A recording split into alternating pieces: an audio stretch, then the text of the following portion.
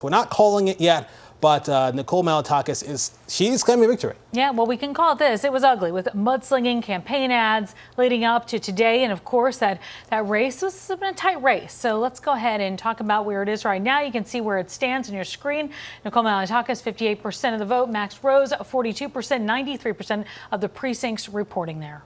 Yeah, you know, it's interesting. You see this full screen and you say, well, why wouldn't you call the race? There's some 40,000 votes, difference between them. Well, one of the big reasons is while there might be this gap, there could also be a lot of votes that are still on the way, votes that are literally in the mail. New York State, of course, going to be taking votes that do have their postmark even up to the 10th of November. Right. So again, there could be votes that are literally in the mail that could potentially shift the numbers a bit. Max Rose came out just a short time ago saying that that's what he wants. He wants those votes to be counted. Picks up on Shirley Chan live on Staten Island with what she knows. Hi, Shirley.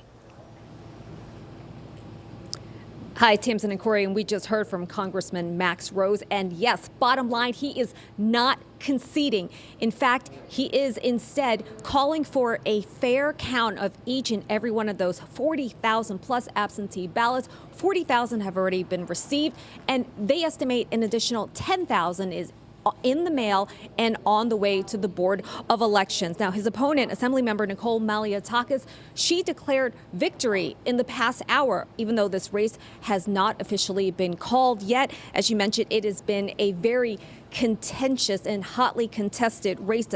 Congressman is calling for a fair and transparent process by the Board of Elections. He also made a point to discuss why he marched over the summer in a protest against the death of George Floyd. He said he seeks to unite the country and not tear it apart. Now, his opponent, Nicole Malliotakis, has made his participation in that rally into a point of him being anti-police. But Rose says that he has maintained that he wants to increase funding to law enforcement and not defund police. Let's hear from Max Rose. This was just from a short time ago.